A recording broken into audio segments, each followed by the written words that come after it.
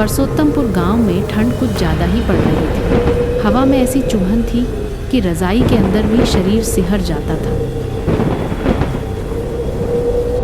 चारों तरफ घना कोहरा फैला हुआ था। ऐसा लग रहा था मानो पूरा गांव सफ़ेद धुंध की चादर में लिपट गया हो। गांव के ज़्यादातर लोग अपने अपने घरों में दुबक चुके थे, लेकिन हम 4-5 लोग रोज की तरह चौपाल पर आग के पास बैठे हाथ सेक रहे थे। आग की लपटें जल तो रही थीं, लेकिन ठंड इतनी ज्यादा थी कि गर्मी का असर बहुत कम लग रहा था।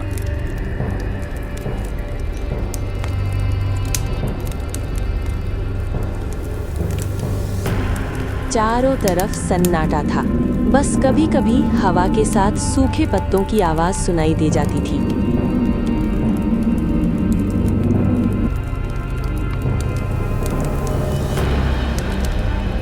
उस सन्नाटे में एक अजीब सी बेचैनी तैर रही थी।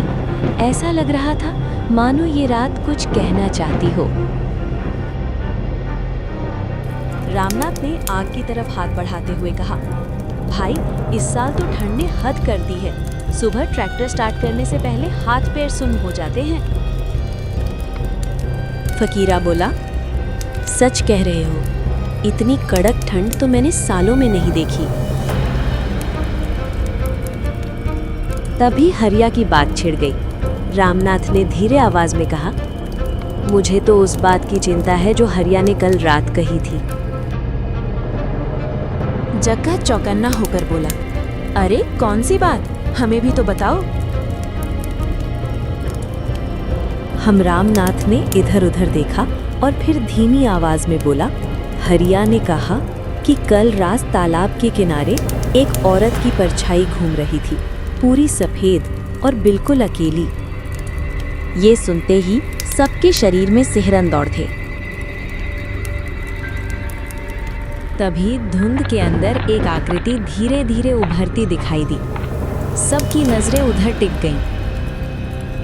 कुछ पल बाद पहचान में आया महिपाल काका, गांव की मशहूर कहानी सुनाने वाले।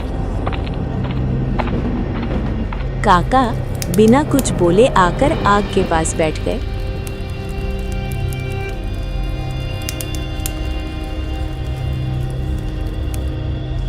रामनाथ बोला, अरे काका, आज बड़ी देर कर दी आपने, हम सब आपका इंतजार कर रहे थे। काका मुस्कुराए, अरे थोड़ा खेत में काम था और ठंड भी कम नहीं है आज। फिर बोले, जग्गा, जरा रामू की दुकान से सबके लिए चाय ले आ, चाय के बिना कहानी का मजा नहीं आता।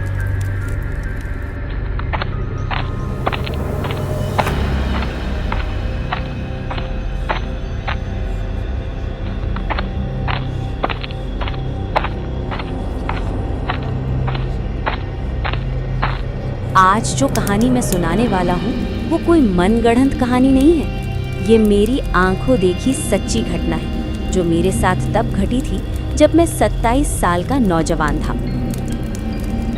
ये उस वक्त की बात है जब मैं एक रिश्तेदार के यहाँ दावत में गया था।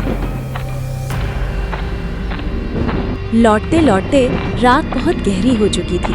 पिछले 2-3 दिनों से लगातार बारिश हो रही थी। उस दिन भी मौसम अजीब था। कभी बारिश थम जाती तो कभी अचानक तेज बारिश शुरू हो जाती। आसमान में बिजली बार बार कड़क रही थी। रास्ते में एक अकेली चाय की दुकान दिखी। मैं वहाँ बैठ गई कि थोड़ी गर्म चाय मिल जाए। लेकिन अजीब बात ये थी कि उस दुकान के अलावा दूर दूर तक कोई इंसान नहीं था। तभी अचानक एक बूढ़ी औरत मेरे बिल्कुल पास आकर खड़ी हो गई। मैंने पूछ लिया, अम्मा आप किधर जा रही हैं? उसने कहा, जंगल वाले रास्ते से, वही छोटा रास्ता। उसने बताया कि पुल वाला रास्ता पानी में डूब चुका है। मैं उसकी बातों में आ गई और उसके साथ जंगल के रास्ते चल पड़ा। चारों तरफ घना अंधेरा था। पेड़ों की टहनियाँ हवा में ऐसे हिल रही थीं जैसे कोई हमें देख रहा हो।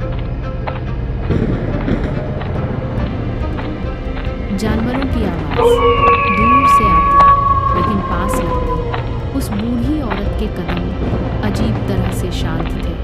मेरा दिल जोर जोर से धड़क रहा था।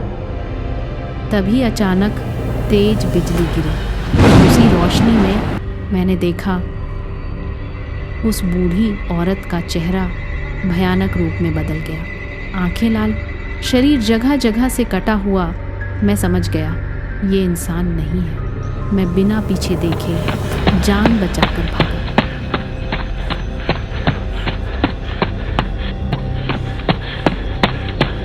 काफ़ी देर भागने के बाद मुझे एक गांव दिखाई दिया। वहाँ लोगों ने मुझे संभाला और पूरी कहानी सुनी। तब उन्होंने बताया, जिस जंगल से तुम आए हो वहाँ सालों पहले एक बूढ़ी औरत तूफान में मारी गई थी।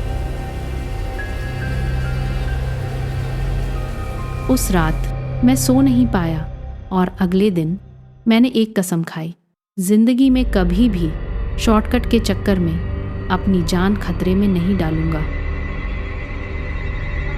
काका की कहानी खत्म होते ही पूरी चौपाल खामोश थी। कोई कुछ नहीं बोला, बस आग की लकड़ियाँ चरचराती रहीं। काका ने आखिर में कहा, याद रखना, सुनसान जगहों पर हर मददगार इंसान नहीं होता। आप देख रहे थे परवेज कार्टून टून्स। अगर कहानी दिल को छू गई हो तो चैनल को लाइक, सब्सक्राइब और शेयर करना बिल्कुल मत भूलिएगा। आपका एक लाइक हमें और बेहतर कहानियाँ बनाने की ताकत देता है। मिलते हैं अगली कहानी में। तब तक के लिए अलविदा दोस्तों।